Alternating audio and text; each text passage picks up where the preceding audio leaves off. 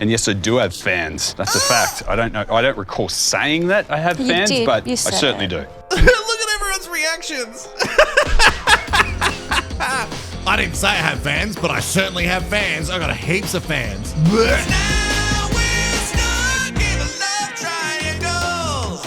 Hello, I'm Wilko, the guy who rehashes reality, and welcome to the channel that loves trash, mess, and drama. If you also love the trash, mess, and drama, not in your own life, but so we can watch it on the TV, make sure that you like and subscribe and comment below as you are watching this episode. We're about to get into episode 3 of Love Triangle. It's season 3, the Australian version. Hey, and if this is the first time seeing my channel, make sure you go and watch the other 2 episodes before you get yourself into episode 3. Trust me, they're very good. We were left on a bit of a sour moment between Melon Crusher and Mike from MAFS Australia Season 6. And it seems like not only the melon has been crushed now, but also Mike's chance at love again. It was a shit show. Last night, I suggested to Linda that we go for a walk around the neighbourhood. She said that she'd prefer to go to bed, so I thought I'd leave her to that. So when I got back, I thought I would just knock on her door and say goodnight. I heard her in her bedroom with a male member of production. Went into the room and I saw this gentleman sat on her bed talking with her. It didn't look right. It didn't feel good. I asked him to leave and it got pretty heated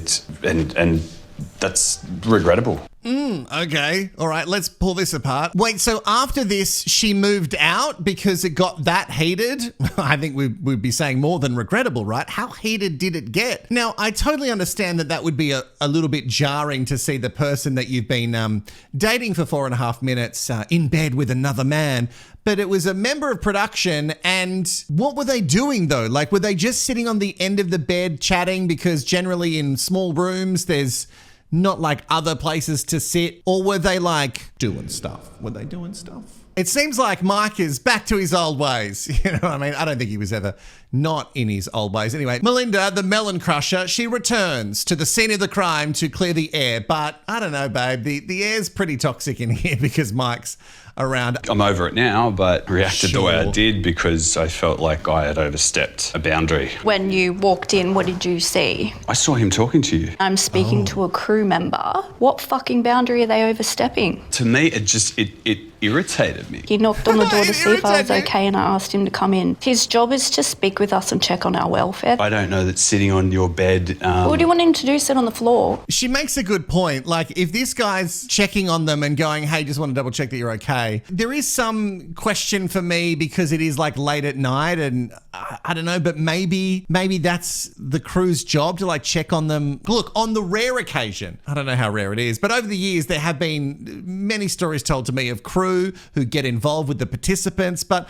unless they were in the throes of passion or the Melon Crusher was doing some sort of mouth check when you walked in the room, like, why are you so bothered, Mikey boy? If you recall, I didn't raise my voice, by the way. You did, however, come down and raise your voice and yell at me. Do you remember that? 100%, and I'll own that, and I do apologise. I went full Karen mode. Full Karen mode? Isn't like Karen mode like, I want to speak to your manager? I didn't know it involved yelling about something that happened in the boudoir, but anyway. I do love that Mike's like, I just want to point out that I didn't do any yelling, but you did the yelling. Well, you don't have to yell to be a piece of shit. Raising voice is bad, but it doesn't mean that just because you don't raise your voice with the things that you say, it doesn't mean that you're not bad. So if this guy, this man who's sitting on the end of her bed, a scandalo, is just checking on her well-being and there's nowhere else to sit and they both just sit on the end of the bed, again, why are you so bothered? So, okay, I'm speaking with a male who's doing his job and you don't like it, and then what did you do? Well, I told him to leave.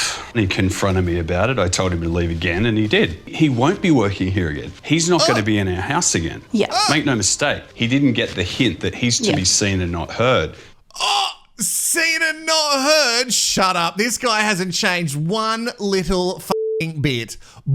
You told him to leave? Like, what was he doing that was so inappropriate? You know that production are running this whole show, right? It's not the Mike show. How about you leave, mate? You walked into someone's room. And what a POS, reducing the crew to just like people that should be seen and not heard. You can't win in these shows. Some cast members, they don't feel supported enough. And then you've got like a production member checking on someone, and you've got old mate here, Mike from season 6 MAFS. Do you remember him? He wants his female love interest to have no support whatsoever. The people that are going to be watching this, they don't all like me, but you know what? They trust me. I really hate to say this, but you're nowhere near as relevant as you think you are. You are a 50-year-old washed-up reality TV star. Okay, well, hey, great chat, and I'm going to leave you with it. Ooh, look, it's harsh. But I agree, nobody cares about your past. We've all moved on and you're still gripping onto it. Oh, shit. Or you could tell that his ego got really hurt that she called him a washed up 50-year-old something or other. That really hurt him. He'll never get over that. Melon Crusher goes on to say something that's excellent, which is Mike is very self-focused. Which is the nicest way to call someone a narc. I'd rather shit in my hands and clap than get to know him any further.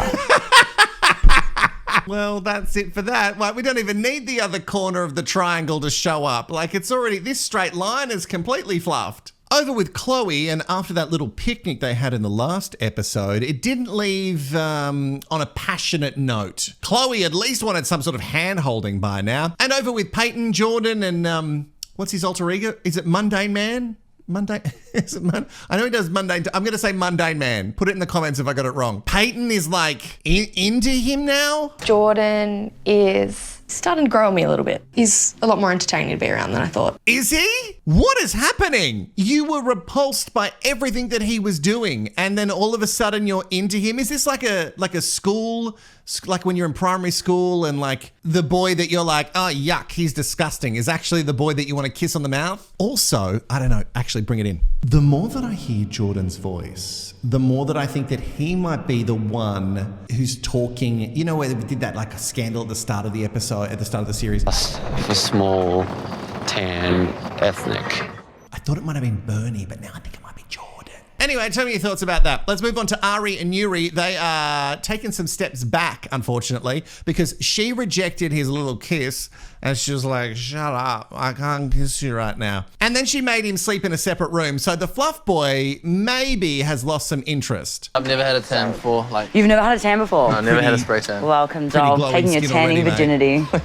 Get undressed. So what are we going with? All I know how to do is get naked, man. Might be the hardest thing I've ever done.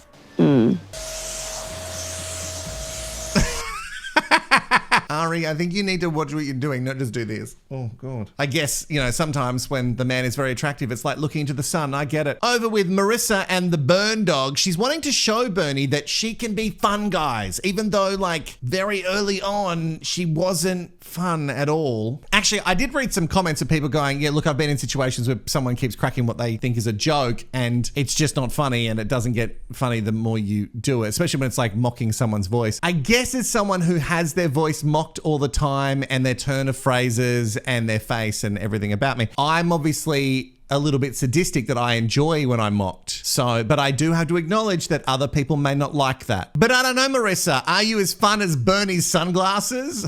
Oh, wow. He's just so fashionable, isn't he? I feel like I've been emotionally catfished a little bit because like in the message she was so like funny, cheeky, whatever. But then again, I am giving her the benefit of the doubt. Are you? I don't think you are. Also, I love this term, being emotionally catfished. Oh, Jesus. And I still think that Bernie is a huge fluff boy, and I'm not sure he's here for the right reasons, but I do get what he's saying. We've all done this before, right? You've been having great text banter with someone and maybe like even some voice notes back and forth, a little bit of the memo meet chat, and it's been excellent. And then you meet them in person and zero riz. There is nothing there. But she wants Bernie to know now that he can have some fun, yeah? Like, Yeah. I want you to feel comfortable. Like, well, you think it has to be like all serious. And I've been very like mellow and kind of chill. Yeah. Yeah, we can have fun. Like, Yeah. you can have the banter. I think it'll just take me a little bit now to just get back on. Yeah, that's fair enough. It all feels like a trap. And I love that she's saying like, I've been very chill. Like she's really trying to be a certain type of way. Like just be who you are. And if who you are is like no fun, then you should just be that. Bernie says that he is trying to get back to where they were, but in real life, he would have already just like cut things off and run. Then we have to do the whole Love Island. I got a text. Oh my God. Because it's time to get together for some din-dins. Oh, by the way, it's been made clear by the voiceover lady, which is it Ella Ding? I haven't watched the credits. I never get that far. Whoever the voiceover lady is, she tells us that it's been 3 days. It's been 3 days, and there's already so many problems for people. In the preparation for dinner, don't worry, Chloe gets to have her little handhold. Oh, look at that. It's just for a hot second, but it counts, so tick for them. Can we scrub up all right? Yeah, we do. Kind of like Bondi housewife and little pool boy. I don't know who watch that kind of stuff. And I would watch that too. What's the name of it? Okay. Bondi Housewife, Little Pool Boy. I don't care if it's a drama series or just something straight up on the hub, but when Ari and Nuri, the two E's, when they get to their date, it is time for him to redeem himself from the first date where he got absolutely pied. So Ari was sloshed and she was like, no, kisses for you. We're on our second date now. What? I want to do this. Oh, he kisses her face too. Look at the little ring on his pinky. See, I didn't reject you this time. Come here. The door definitely isn't closed then. No way. I think it's wide open now. So I was like, fuck it, let's shoot my shot. It was nice. Now you can't stop. She made me work for a little bit, but I always get what I want. Party of two, baby. That's such a fluff boy comment. I always get what I want. Oh, I don't know. Don't treat it like a game. Maybe it's just a charming little thing. I don't know. There's just something about his entire vibe that puts me off. It's the pearls, the fluff boy pearls. It's the wife pleaser under the white shirt with the little ring on the pinky. But Ari has fallen for it hook, line, and sinker. And the amount of comments that you have put under the previous videos about the vocal fry on the girls, it's incredible. And that just pointed it out with Ari. Oh. I can't even do it. My voice isn't fried enough. When Jordan, Mundane Man, or whoever it is, and Peyton walk in, there are some questions over if Jordan's actually into it at all. And that just confirms to us the narrative building showing us for sure that he is the one that was bitching about his match. You reckon they get on? Yeah, like a warm energy. No, you don't think so? Huh. You know, like bro to bro. You know? I got those vibes, you know, maybe they're not into each other. Yeah, no, you're right, Nuri. You should lean into that. He is absolutely not keen. Jordan's giving me like some Tim vibes. I think he was here to like meet something that he was never going to procure on the outside. Is that too harsh? That and to be as messy as possible. Speaking of messy, when a lesbian and a bisexual walk into this bar, Bernie is burning. You're so pretty. I'd say that, Bernie. The two of them walked in and I was like, fuck me. The blonde is a sonu. Hello, doll. How are you? I'm Bernie. Chloe. Chloe, nice to meet you. So, because I'm bisexual. She's Look at also him. into guys. Oh, fuck me. He's rubbing his lips as she's talking about anything. It doesn't matter. He's not really fully paying attention. He does hear the word bisexual and he's like, so you're saying there's a chance. Oh, that's going to be so messy. Good, good, good. I wonder if there's some sort of like partner swap in this one. When Mike arrives though with the Melon Crusher, he does think that maybe he's stuffed up a little bit. So maybe he's having some doubts about how he acted. Of course you stuffed up, you silly man. And it's only going to be a matter of time before the Melon Crusher spills all the tea to the girls. He looks familiar. He looks like every other bald man I've ever met. Why do I know you? No, maybe we do the same Pilates class. What a dickhead. Mike, Married at First Sight Australia Season 6. I wonder if that makes the Melon Crusher mad because she said he was irrelevant, but there's a bunch of people going, hang on. Both Bernie and Marissa speak to the girls and boys group respectively about how it's not really firing for them. And then Peyton goes on to say that she bickers with Jordan, but she actually loves love and she thinks that maybe there's something there. Jordan, though. Are you guys sharing the same bed? Nah. I think we're just completely in the friend zone. Does she know that? Yeah, for sure. Yeah. I think we're So you had that conversation? Yeah, but I still think she wants me to make a move. Even though you've discussed that you're in the friend zone? Yeah. Well, that doesn't make any sense. Chloe's face is correct. I agree with it. So you both discussed that you're in the friend zone, which I haven't heard yet. But again, they could have edited that bit out. So you both discussed it, but she's still trying to make something happen, even though you're both going, no, this is just a friendship thing. How does that make sense? When I first met Jordan, I thought he seemed like a great guy, but I think that Forward. as soon as he opened his mouth, that changed. He was saying that there had been a conversation about being just friends and they were in the friend zone, but then in the next breath, when I'd questioned him, no, but I'm open to it being something more, and he couldn't really land on an outcome. Jordan is getting a drink. Oh on, he's speaking about himself in the third person. So attractive. Oh, so now we know for sure that Jordan's the really messy one. Great. Excellent. This is not going to go well for Peyton. Not that I thought it was going to when she signed up for the season, but anyway, when the Melon Crusher decides to spill all the, well, I was going to say tea, but her melon juice on Mike, not on Mike directly. You know, Mike from MAFS AU season 6. She then also needs to bring up the whole gym thing again because I don't think she's going to let this go. Said when he goes to the gym, he'll deliberately leave a plate on the bar, a 20-kilo plate. And I hate when people do that at the gym because I can't lift that 20-kilo plate off. And he's like, if you can't lift it off, you shouldn't be lifting weights. Okay. Oh, you poor thing. Yeah. I can't control what Melinda's saying to people. Oh, but you'd love to. Pause it. You'd love to, wouldn't you? You'd love to be able to control everything that everybody says. Just the way you put that says to me that you're a very controlling person, Mike. And the story is a little bit different now. Like, does Mike say that he leaves the plates there deliberately to make sure that only people use the machines if they have the strength to lift them off? Also, apparently, Mike has claimed that Melon Crusher is here for the wrong reasons. And what are you here for, mate? Look, she's a pretty girl, attractive girl. Yeah. Our texting phase was okay. You know, she was quite charming and a little bit flirty, which was nice. Yeah. She was chatting with a guy from production in her room. Wait, as in during filming? No, after hours. Quite late. Like on text? No, Wait, he was person. there? Yeah, he was on the bed. Why? Good question. The red dress lady, when I spoke to her. What? That makes it so much Does it? worse. Does it? Yeah, okay. Yes. Does it? Does it? No, I didn't know that if I spun it this way, it would actually seem a lot more, provocative than what it actually is. He's really managed to turn all of them around. This is actually really excellent for us in the trash mess and drama. So now that Mike has been totally validated, great for him, but maybe get her side into the group chat before you go celebrating your win over the Melon Crusher. I love how he says on the bed, but he doesn't say where. Like, if they were both under the covers and sitting on an end of a bed doesn't seem that risque to me. But tell me how the bed situation was. Jordan also really interested in Marissa, but mostly because he just wants to know how things are going with her and the burn dog. So yeah, been good vibes. Oh, she did it again, but she didn't do it as high, so maybe she knows that I'm making fun. She doesn't like when people make fun. Don't, Marissa. I'm doing this all because of the good vibe. I think part of me is like, does he find me attractive? Like, objectively, you are an attractive woman. So what would be the problem? I just don't get it. Oh, you guys are making me feel a lot better. Is that your partner over there? Yeah. Has he acknowledged that you're here? Oh, he's busy.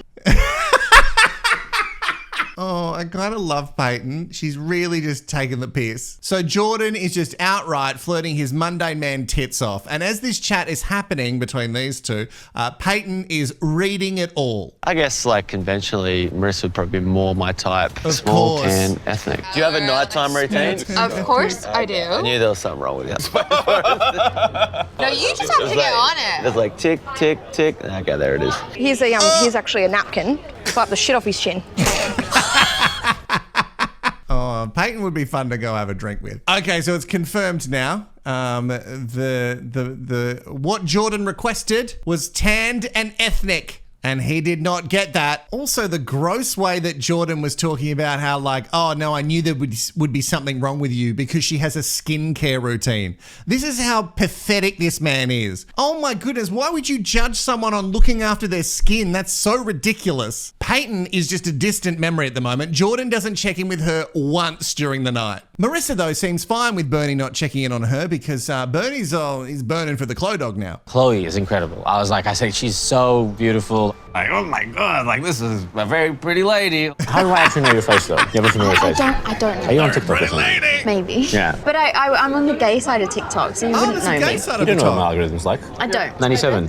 Yeah. Oh, love that. Are you 97 too? Yeah. Why did you do this? I feel like this is, and this might sound bad, but when I see people that are more than conventionally attractive, I'm like, what brings you to do this? Because you don't need to do this, you know what I mean? Oh, I feel like we'd get along. Take me back in time and somebody make me a suitor for her. I don't have to pick between two girls. Let me be one of the people fighting for Chloe, because I will fight tooth, nail, and fucking hair. He really, really wants her. But with Bernie, is it all just this initial sort of first bit of chemistry and then the chase? Because him him initially with Marissa was all like, it was all hot and heavy. And then when he got to know her just a little bit, he was like, no, I'm out. You got to give it to Bernie. He's got a lot of game. You know who doesn't have game? Mike. Mike and the Melon Crusher get together with the whole group and we start airing all of the dirty laundry. Remember, 3 days.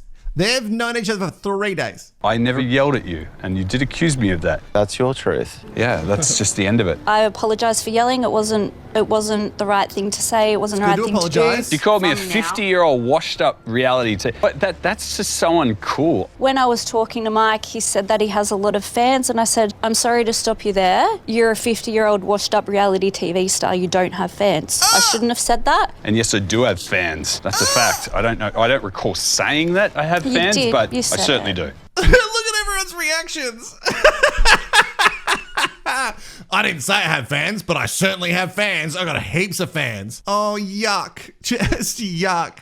Imagine if I sat here going, oh, I've got heaps of fans. Well, it wouldn't be true because it's just you and me. And he just would sit there and talk about his fans. Everybody who I think he had on his side for a little bit while he told his version of events, I think maybe he's lost them now, just giving their facial reactions. Mike said that the staff's job is to be seen and not heard. Yes. That he should be seen and not heard. Oh, I'm sorry, but Ari's that's. had a couple. I'm going to be honest. That's really rude to say to anyone. You can all scoff at it all you want, okay? That's fine. But this is my opinion on it. You just determined to just side against me because I feel like you are not listening to this from my perspective. You know what's me is the fact that you said like he should be seen and not heard. Guys, Ari's had a few drinks and she's ready to throw down. She's had a couple of little kisses with her new live-in boyfriend. Not in the same room, mind you, although tonight, who knows? Add to that a bit of alcohol and she's going to have a fight with Mike from MAFS AU Season 6. Listen here, bald man. It is rude though. Production crew are there to do a job. You've also signed up for this. Don't say that they should be seen and not heard. God, what a tool bag. We must move on from that because there's another relationship that's not really a relationship, and it's Jordan, Mundane Man, and Peyton. Peyton and I have formed a very good connection. We have built a friendship. We are very, very good friends right now. Are you interested in her romantically? Just say it. The door is open. We had a conversation where you said that it was the friend zone and that was it. Yeah, we're in that friend zone. But when I asked you if Peyton was aware it was the friend zone, you were very... Were you vague? Do you agree? Yeah, I agree, man. The friend zone is there is no going back. You are friends. Is that what that is? Yes. The friend zone is your friend zone. You're done. I didn't know. The Monday Man had no idea. Oh, is that what a friend zone is? Like when you friend zone someone, it's a common turn of phrase. You know, when someone's been friend zoned, it means that you don't want to have anything to do with them sexually. They've just been put in a friend zone box. Not friend with benefit zone. No, that's very different. And he's like, yeah, no, I don't know. Yeah, is that what that is? What the fuck is going on with that guy's hairdo? What time are we living in? Is it 2003? Somehow I look at Jordan and it feels like he should be singing a Smash Mouth song. Everyone knows you're beautiful. I think you're beautiful. We're not asking you if I'm a beautiful person. I know I'm beautiful. I'm not asking you that. We all know that. No. I know that. I don't need you to tell me that. At the moment we're friends. I'm open to see what happens. I'm not saying the door is not open at all. I wouldn't say that. No, the door's closed. Jordan, what a little liar Jordan is. Peyton just wants some honesty, bang or not bang. It's so easy. If you don't want to do it, then don't do it. But don't leave this door open just to be a good guy. Now, here's the thing. You've come into this experience to obviously mend your ways from all of the dating, right? So you should judge people too quickly and you should give it a bit of time. But if you were going to give it a bit of time, you wouldn't have said to what everyone keeps calling the lady in the red dress. And Nuri, that you were just nah, it's friend zoned. If you really had an open mind, you wouldn't have said friend zone. Then, to finish it off, it is all confirmed. It was Jordan all along. Fuck you, man. You know that I'm not attracted to that. I asked for small, tan, ethnic. Oh She's my the God. complete opposite in every single thing. Fucking date her. Bullshit. Literally any other guy I would be into it. Could you do it?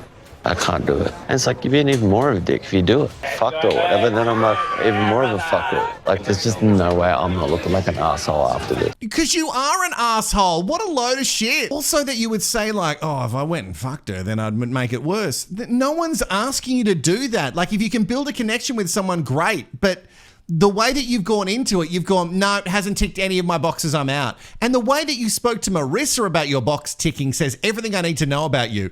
Oh God, Jordan for the bin. Tanned and ethnic is the love triangle version of small, petite, and blonde. And I guess we've got our first person in the bin. Excellent. That's great. That's good. Like officially in the bin for the season. And that's you, Jordan. And that is it for another episode of Love Triangle. Another one dropping for you tomorrow. Also, 90 Day Fiancé will be dropped at the perfect time for the US of A Sweet Baby Angels. And members can get it first. Make sure you like, make sure you subscribe, donate if you can, and I'll see you in the next one.